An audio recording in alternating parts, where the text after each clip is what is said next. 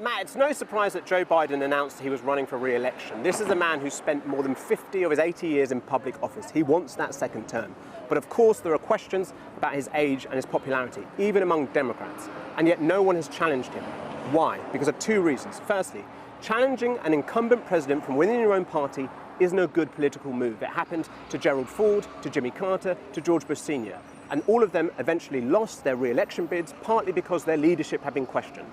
Secondly, Donald Trump. He's the Republican front-runner. Joe Biden beat him by 8 million votes last time. He thinks he can beat him again. And so right now it looks like the next election is going to be a lot like the last one. America's culture wars ramped up once more, but still with the same men on the ballot. 4 years to the day since he launched his successful bid for the White House, Joe Biden is doing it again. Freedom, personal freedom, is fundamental to who we are as Americans. The president's campaign video, released this morning, once again speaks of protecting democracy against Republican extremists. But he can't run 2020 all over again. He now has a record to defend, and the recurring question of should the oldest man ever in the Oval Office be running again. He's been a good president, and the country is better off. And he's going to have a strong argument he can make to the American people about why he deserves re-election. 70% of Americans don't want him to run again, including 51% of Democrats. So I think that's an interesting choice. Please raise your right hand. Biden came into office promising to overcome the COVID pandemic and use his political experience to get Washington working again. Okay, here we go. He passed a huge infrastructure bill as well as major climate change legislation. But only a third approve of how he's handling the economy. Well, the number one sell is that we're better off than we were. And then when he came in, we were in the middle of COVID and a rancorous time in our politics, and the country was struggling. And I think that we're now far better off. Is that not a hard sell, though? Because there are still a number of Americans who aren't as positive about the economy. Yeah, no, there's no question that he's got work to do. Something Biden can't change is his age. If he wins re-election, he'll be 86 when he leaves office. His team argue that hasn't affected his ability to govern. Yet among the Americans who don't want him to run, many raise his age as a stumbling block. Honestly, I think he's a little old to run again. I think that he hasn't had the mental capacity to run our country. I think he should run again because he did represent people of my color. You're not concerned about whether the Democrats need a younger face? In the future, yes, but I believe Kamala will come up behind. He might be too old for a second term, but I also think if he's our best case as a Democrat and that's who ends up, winning that seat, then I would support him. How do you play the Biden age issue? I don't know that you necessarily need to play it as a Republican because it's very evident. Remember in 2020, he mostly campaigned out of a basement. This time when he's going to have to be going out and holding rallies and talking to voters in a much more kind of enthusiastic way than he did last time. But the Biden team will point to his wins at the ballot box, not just in 2020, but the strong midterm results last November, where protecting women's rights against Republican efforts to ban abortion helped mobilize their voters. For many voters, it's the gateway. It's the way they understand about Republican extremism. And it wasn't just the ending of Roe, it was the abortion restrictions that were passed in the states that are, in many ways, in my view, barbaric. And so I think this issue continues to be a big problem for Republicans. And Donald Trump looks set to be their nominee for a third time in a row. So this could be a 2020 rematch, the same choice between two men who are both unpopular. If it was Biden-Trump again... Oh, God. What do you think that would say about America if it's a rerun?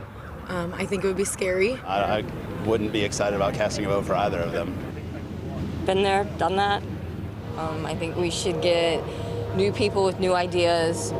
It sounds like you're not particularly inspired by any of the politicians on offer at the moment.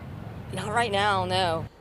Presidential elections usually look forward, but these last few have felt like Americans are still fighting over past disputes.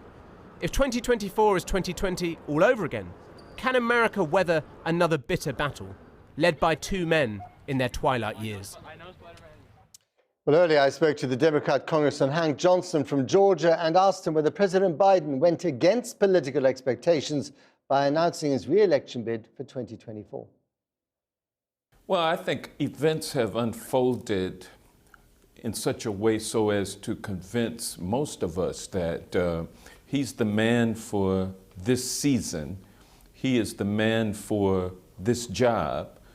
And he has done an incredible job over the last 2 years and 4 months. So many legislative victories and achievements within that time that exceed those of many presidents who have served for 2 full terms. And so the truth of the matter is that the job that he started has not been completed. And so I think that's why people are happy to have this formal announcement that Joe Biden is seeking a second term. Right.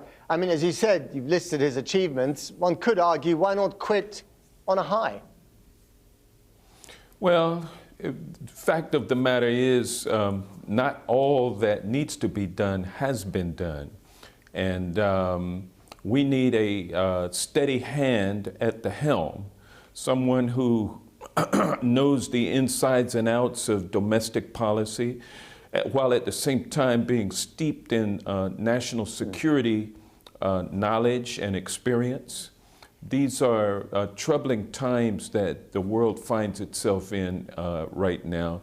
Democracy is under attack. Authoritarianism is on the rise. And those forces are at work, not just in other nations, but they're at work right here in the United States of America. And Joe Biden has done a great job of facing down the threat.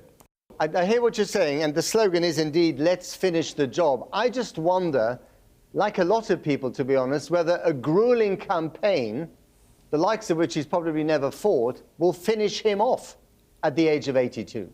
The Republican front runner is none other than Donald Trump, who is 76 years old at this time. He'll be 78 years old when it would come time for him to be sworn in.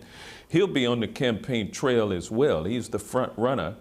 The waves have parted for him to walk through to obtain this Republican primary. But he's a man with a lot of challenges. This campaign is going to certainly be difficult for him, while the wind is at the back of President Joe Biden. You know, the Republicans have been saying, look at the crime wave, look at the banking crisis, look at record inflation. It is true that Joe Biden's approval ratings, you know, are pretty dismal. Frankly, is this a record which you would be comfortable to run on, or he should be comfortable to run on? I think the American people are feeling pretty good about the direction that the economy is heading in.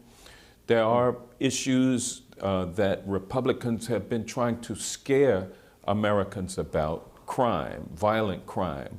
And it's actually the Democrats who have been trying to make our communities safer by passing the first gun reform legislation in the last 30 years. Okay, we're going to leave it there. Congressman Hank Johnson, thank you very much indeed. Thank you.